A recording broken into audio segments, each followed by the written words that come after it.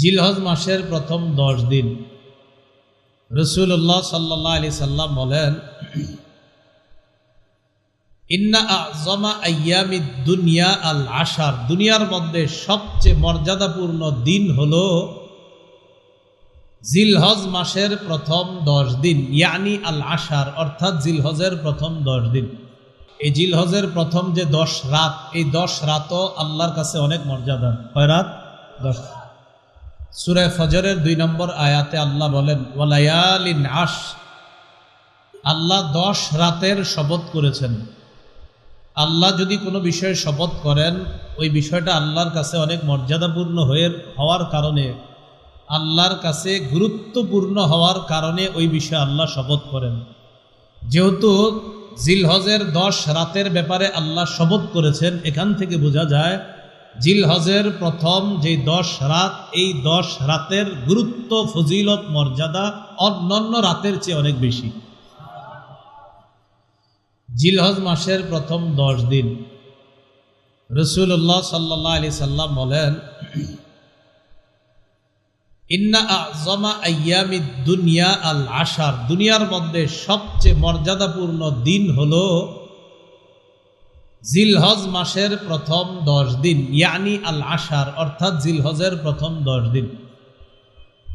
আবু দাউদ শরীফের 1765 নম্বর হাদিসের বর্ণনা, রাসূলুল্লাহ সাল্লাল্লাহু আলাইহি ওয়াসাল্লাম ইরশাদ করেন, আফজলুল আইয়াম, সবচেয়ে মর্যাদাপূর্ণ দিন হলো আল আশার, ইয়ানি আইয়াম আল আশার। জিলহজের প্রথম 10 দিন, এটা আল্লাহর কাছে অনেক সম্মানিত, অনেক মর্যাদার। এইভাবে আসছে বর্ণনাটা। ইন্না, আপনারা এরকম করলে যখন করেন না সবাই একসাথে, তখন ভয় পাবে কিন্তু, ঠিক আছে? পরে আর ঠিক হবে না। এমন করলে যদি এরকম করেন একসাথে সবাই, তাহলে যিনি মাইক ঠিক করবে উনি মাথা ঠিক থাকে না যে এখন কি, কোন দিকে যাবো। যাই হোক, ঠিক আছে, বুঝতেছি যে কিছু কথা গুরুত্বপূর্ণ শুনতে থাকলে ডিস্টার্ব হইলে সবারই খারাপ লাগে, আমারও লাগে। আমরা যদি একটু সুযোগ দেই, উনি ঠিক করার চেষ্টা করতেছে, ঠিক, আমরা একটু ধৈর্যশীলতার পরিচয় দিব ইনশাআল্লাহ। না দেখবেন ঠিক হবে না কিন্তু। হ্যাঁ, আচ্ছা। রাসূলুল্লাহ সাল্লাল্লাহু আলাইহি সাল্লাম বলেন, ইন্না আফজালাল আইয়াম ইনদাল্লাহি তাবারাকা ওয়া তাআলা আইয়ামুল আশর, আল্লাহর কাছে সবচেয়ে মর্যাদাপূর্ণ দিন হলো জিলহজ মাসের প্রথম 10 দিন। তাহলে কি পাইলাম দেখেন তো, সবচেয়ে সম্মানিত মাস কয়টা? এই 4টার মাঝে সবচেয়ে সম্মানিত কোনটা? জিলহজের প্রথম 10 রাত মর্যাদাপূর্ণ, প্রথম 10 দিন মর্যাদাপূর্ণ। আল্লাহ এই মর্যাদাপূর্ণ রাত দিনগুলা ইবাদতে কাটানোর তৌফিক দান করেন। রাসূলুল্লাহ সাল্লাল্লাহু আলাইহি সাল্লাম হাদিস ইরশাদ করেন, আবু দাউদ শরীফের 2438 নম্বর হাদিস, সহিহ বুখারীর 969 নম্বর হাদিস, তিরমিজির 757 নম্বর হাদিস। এই হাদিসের মধ্যে রাসূলুল্লাহ সাল্লাল্লাহু আলাইহি সাল্লাম ইরশাদ করেন, মা মিন আইয়ামিন আল আমালুস সালিহু ফিহা আহাব্বু ইলাল্লাহি মিন হাদিহিল আইয়াম, ইয়ানি আইয়ামাল আশর। রাসূলুল্লাহ সাল্লাল্লাহু আলাইহি সাল্লাম বলেন, জিলহজ মাসের প্রথম 10 দিন নেক আমল করা, এই 10 দিনের নেক আমল এত গুরুত্বপূর্ণ, এই 10 দিনের নেক আমলের চাইতে অধিক প্রিয় আর কোনো নেক আমল আল্লাহর কাছে নাই। এই 10 দিনে নেক আমল করা এত প্রিয়। তো এই 10 দিনের অনেক মর্যাদা। তো এক সাহাবায়ে কেরামের মধ্য থেকে কয়েকজন সাহাবা বললেন, ওয়ালাল জিহাদু ইয়া রাসূলুল্লাহ, হুজুর জিহাদও কি এটার চেয়ে মর্যাদাপূর্ণ না? ফাকালা রাসূলুল্লাহ সাল্লাল্লাহু আলাইহি ওয়াসাল্লাম, ওয়ালাল জিহাদু ফি সাবিলিল্লাহ, আল্লাহর রাস্তায় জিহাদ করাও এটার চেয়ে মর্যাদাপূর্ণ না। হ্যাঁ, কি বললেন? আল্লাহর রাস্তায় জিহাদ করাও মর্যাদাপূর্ণ না। তবে ইল্লা রাজুলুন খারাজা বিনাফসিহি ওয়া মালিহি ফালাম ইয়ারজি মিন যালিকা বিশাই, তবে যে ব্যক্তি জান মাল নিয়ে জিহাদে বের হয়েছে, বের হওয়ার পর সমস্ত টাকা পয়সা জানমাল সব খরচ করে ফেলছে জিহাদের ময়দানে, কিছুই নিয়ে আসতে পারে নাই, শুধু খরচ করছে আর দিছে, এই মুজাহিদের চেয়ে আবার এটা দামি না? হ্যাঁ, এই মুজাহিদ আবার এটার চেয়ে আরো বেশি দামি। যে মুজাহিদ জানমাল নিয়ে গেছে, সব শেষ করছে, কিছুই আনতে পারে নাই, রাসূল বলেন সে আবার দামি। হ্যাঁ, জিহাদের চেয়ে এই ইবাদত দামি। নবী বলেন আবার হ্যাঁ, মনে রাখবা জিহাদের ময়দানে ওই মুজাহিদ যে জান মাল নিয়ে গেছে, যাওয়ার পর কিছু নিয়ে আসতে পারে নাই, সে কিন্তু আবার এদের চেয়ে, যারা এই আমলগুলা করবে, এদের চেয়েও দামি। জিলহজের প্রথম 10 দিন অন্যান্য এবাদত তো বাড়ায়া করবেন, এর মধ্যে 3টা এবাদত করার চেষ্টা করব যখন হাঁটবো চলবো তখন। বলেন আমার সাথে, লা ইলাহা ইল্লাল্লাহ। পড়েন তো, আল্লাহু আকবার, আলহামদুলিল্লাহ। মুসনাদ আহমদ হাদিসের কিতাব 5446 নম্বর হাদিস। রাসূলুল্লাহ সাল্লাল্লাহু আলাইহি সাল্লাম বলেন, আকসিরু ফিহিন্না মিনাত তাহলিলি ওয়াত তাকবীরি ওয়াত তাহমিদি। তোমরা জিলহজের এই 10 দিন রাতে বেশি বেশি লা ইলাহা ইল্লাল্লাহ পাঠ করবা, আল্লাহু আকবার পাঠ করবে, আর আলহামদুলিল্লাহ বেশি বেশি পড়বা। জিলহজ মাসের এই 10 দিনের মধ্যে একটা হবে 9 জিলহজ। বলেন, একটা হবে কি? 9 জিলহজ, ইয়াউম আরাফা। এই 9 জিলহজে আমরা সিয়াম পালন করার চেষ্টা করব, এটা একটা বিষয়। আরেকটা বিষয় হলো জিলহজের প্রথম থেকে টানা 9টা রোজা রাখা। কয়টা রোজা রাখা?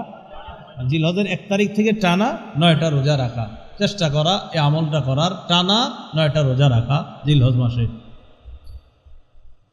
রাসূলুল্লাহ সাল্লাল্লাহু আলাইহি সাল্লামের স্ত্রী আম্মাজান আয়েশা সিদ্দিকা রাদিয়াল্লাহু তাআলা আনহার বর্ণনা, নাসাই শরীফের 2417 নম্বর হাদিসে আম্মাজান আয়েশা সিদ্দিকা রাদিয়াল্লাহু তাআলা আনহা বলেন, আন্না রাসূলুল্লাহ সাল্লাল্লাহু আলাইহি ওয়াসাল্লাম কানা ইয়াসুমু 9 মিন জিলহিজ্জাহ। রাসূলুল্লাহ সাল্লাল্লাহু আলাইহি সাল্লাম জিলহজের প্রথম 9টা রোজা রাখতেন। ওয়াসালাসাতা আইয়ামিন মিন কুল্লি শাহ, আর প্রত্যেক মাসে 3টা রোজা রাখতেন, 13, 14, 15। ওয়া ইয়াউমা আশুরা, মুহররমের 10 তারিখের রোজাটা রাখতেন। ওয়া ইসনাইনি ওয়াল খামিস, সোমবার আর বৃহস্পতিবারের রোজা রাখতেন। যাই হোক, এই হাদিসে আমাদের উদ্দেশ্য হলো 9টা রোজা রাখা। আম্মাজান আয়েশা সিদ্দিকা রাদিয়াল্লাহু তাআলা আনহা বলেন, নবীজি জিলহজের প্রথম 9টা রোজা রাখতেন, নবীজি আশুরার রোজা রাখতেন, নবীজি প্রত্যেক মাসে 3টা রোজা রাখতেন, নবীজি সোমবারে রোজা রাখতেন, বৃহস্পতিবার রোজা রাখতেন। আমরা চেষ্টা করব, সবাই চেষ্টা করব যে এই সুন্নাহগুলা আমরা যেন সবাই আমল করতে পারি। আল্লাহ তৌফিক দান করেন। যারা কোরবানি দিবেন তাদের জন্য বিশেষ কিছু কাজ যদি পারেন, কোরবানি দেওয়ার নিয়ত তো অলরেডি করে ফেলেছেন যারা এই বছর দিবেন, ইনশাআল্লাহ আল্লাহ কবুল করেন। যারা কোরবানি দিবেন তারা জিলহজ মাস শুরু হওয়ার আগে চুল নখগুলা কেটে ফেলবেন। জিলহজ মাস শুরু হবে আর এগুলাতে হাত দিবেন না, মানে খুব গুরুত্বপূর্ণ ইবাদত, যদি পারেন আর কি করবেন। মুসলিম শরীফের 1977 নম্বর হাদিস। মোবাইলে অনেকে হাদিসের অ্যাপস চালান, পকেটে মোবাইল রাখেন, তো আপনারা আবার মোবাইলে মাঝে মাঝে দেখেন এই হাদিসটা মিলেনি, ঠিক না? এখন আমি যেই বর্ণনাটা বললাম 1977, এটা আমাদের মাদ্রাসার পাঠ্যপুস্তক অনুসারে, আর এটা ওয়ার্ল্ডে ফলো করা হয় এই নাম্বারটা। বাকি আপনারা পকেটে যারা মোবাইল রাখেন সেখানে হাদিস নাম্বারটা হবে 5013 নম্বর হাদিস। দেখেন এটাই মিলবে শিওর। রাসূলুল্লাহ সাল্লাল্লাহু আলাইহি সাল্লাম বলেন, ইদা রাআইতুম হিলালা জিলহিজ্জাহ, তোমরা যখন জিলহজ মাসের চাঁদ দেখবা, তোমরা যখন জিলহজ মাসের চাঁদ দেখবা, ওয়া আরাদা আহাদুকুম আইয়ুদহিহা, আর তোমাদের কেউ যখন কোরবানির ইচ্ছা করবা, ফালইউমসিক আন শারিহি ওয়া আসফারিহি, সে যেন চুল কাটা এবং নখ কাটা থেকে বিরত থাকে। মনে থাকবে নি, চুল কাটা আর নখ কাটা থেকে বিরত থাকে। দেখেন আমরা যুক্তি খুঁজবো না সব জায়গায়, হুজুর এটার কি ফায়দা, চুল কাটবো না, নখ কাটবো না 9 দিন, আমার রসুল বলছে বাস এটাই ফায়দা। এত যুক্তি খোঁজার কি দরকার? রাসূলুল্লাহ সাল্লাল্লাহু আলাইহি সাল্লাম বলছেন চুল কাটা নখ কাটা থেকে তোমরা বিরত থাকবা, ইনশাআল্লাহ আমরা আমল করব। এবার আসি 9 জিলহজ। ইয়াউমু আরাফা। ইয়াউমু আরাফা, আরাফার দিবস দ্বারা উদ্দেশ্য 9 জিলহজ। বলেন, আরাফার দিবস দ্বারা উদ্দেশ্য 9 জিলহজ। ইবনুল মুনজির, ইবনে তাইমিয়া, বিন বাজ, ইবনে উসাইমিন রাহিমাহুমুল্লাহ সবাই এই ব্যাপারে একমত। ইয়াউমু আরাফা দ্বারা উদ্দেশ্য 9 জিলহজ। আব্দুল্লাহ ইবনে আব্বাস রাদিয়াল্লাহু তাআলা আনহুমা, আব্দুল্লাহ ইবনে মাসউদ, আলী রাদিয়াল্লাহু তাআলা আনহু সবাই আরাফার দিনে তাকবীরে তাশরিক শুরু করতেন। কোন দিনে? আরাফার দিনে। কানা ইবনে আব্বাস রাদিয়াল্লাহু তাআলা আনহুমা ইউকাব্বিরু উকাইবা কুল্লি সালাতিন ইয়াউমা আরাফাতা মিন সালাতিল গাদাতি। আব্দুল্লাহ ইবনে আব্বাস আরাফার দিন ফজরের নামাজের পর থেকে আল্লাহু আকবার, আল্লাহু আকবার, লা ইলাহা ইল্লাল্লাহু, আল্লাহু আকবার ওয়ালিল্লাহিল হামদ তাকবীরে তাশরিক শুরু করতেন। তো এই যে আপনার আব্দুল্লাহ ইবনে আব্বাস তাকবীরে তাশরিকটা বলতেন কবে? আরাফার দিন। এটা বইলা তিনি শেষ করতেন 13 তারিখ আসরের নামাজের পর। এখন বলেন, জিলহজের 13ই জিলহজ, বলেন সবাই 13ই, বলেন তো সবাই 13ই। তো 13ই জিলহজ যদি শেষ করেন আর শুরু করেন যদি আরাফার দিনে, তো আরাফার দিন কয় জিলহজ হবে? কারণ তাকবীরে তাশরিক শুরু করতে হয় কয় জিলহজ? ফজর থেকে 9 জিলহজ। বলেন কয় তারিখ ফজর থেকে? এখন কেউ যদি বলেন হুজুর আমি ইয়াউমে আরাফা থেকে শুরু করব, মানে আরাফার দিন থেকে, তো আরাফার দিন সৌদি আরব যেদিন হবে সেদিন আমাদের দেশে হবে 8 তারিখ। কয় তারিখ? এখন 8 তারিখে যদি শুরু করেন তা আপনার তো তাকবীরে তাশরিক হয়ে যাবে আপনার আরো 5 ওয়াক্ত বারার নামাজ। এমনি কয় ওয়াক্ত হয়? 4 × 5 = 20 আর 3 কত হয়? 23 ওয়াক্ত। 9, 10, 11, 12 এই 4 দিনে 4 × 5 = 20, 4 × 5 = 20। 13 তারিখ ফজর, জোহর, আসর, তো 20 আর 23 3 কত হয়? এখন যদি 23 ওয়াক্ত নামাজে আপনি তাকবীরে তাশরিক করবেন, এখন যদি আপনি ইয়াউমা আরাফা থেকে শুরু করেন, মানে 8ই জিলহজ থেকে শুরু করেন, তো আরো 5 ওয়াক্ত বাড়াইলে কত হয়? 28 ওয়াক্ত। কিন্তু 28 ওয়াক্ত তো তাকবীরে তাশরিক না। আবার আরেকটা, আপনি যদি আরাফার দিন ওদের সাথে মিলায় বলেন আমি ইয়াউমে আরাফা এটাই মানি, তাহলে পরের দিন আমাদের দেশে হয় 9 জিলহজ, তাদের দেশে হয় 10 জিলহজ, তো পরের দিন কোরবানি করেন। এই জন্য মনে রাখবেন, এটা একটা মীমাংসিত কথা। আরাফার দিন দ্বারা উদ্দেশ্য 9 জিলহজ। বলেন আরাফার দিন দ্বারা উদ্দেশ্য 9 জিলহজ। হ্যাঁ, 9 জিলহজ উদ্দেশ্য। অসংখ্য অগণিত হাদিস আপনি আকপিস করলে এটাই বোঝা যায় যে 9 জিলহজ এটাই উদ্দেশ্য। ইয়াউমে আরাফা এটা শুধুমাত্র একটা পরিভাষা, একটা নাম, যে আরাফার দিন।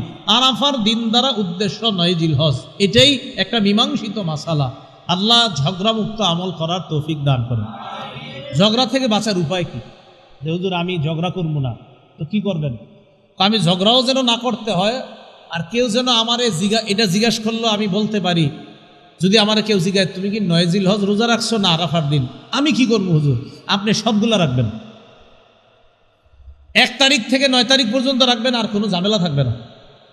তখন যদি আপনার কেউ জিজ্ঞাসা আপনি কবে রাখছেন, আপনি বলবেন আমি 9টা রাখছি। যদি বলে আরাফার দিন রাখছেন না 9 জিলহজ, আপনি বলবেন সব রাখছি। আবার বলবে আরাফার দিন না 9 জিলহজ, আপনি বলবেন আরে ভাই রাখছি তো সব। আপনি কি জিজ্ঞাসা করতেছেন? আরাফার দিন না 9 জিলহজ? যদি মনে করেন না আমি ঝগড়া টগড়া করবো না, তো আপনি এটাই করবেন, একদম 9টা রাখবেন, আর কোনো ঝামেলা থাকবে না। কেউ জিজ্ঞাসা করবে যে ভাই আরাফার দিন রাখছেন না 9 জিলহজ, এটা তার টার্গেট থাকবে ঝগড়া করা, আপনি বলবেন ভাই সবগুলো রাখছি। আবু দাউদ শরীফের বর্ণনা 2425 নম্বর হাদিস। قال رسول الله صلى الله عليه وسلم صيام عرفة إني أحتسب على الله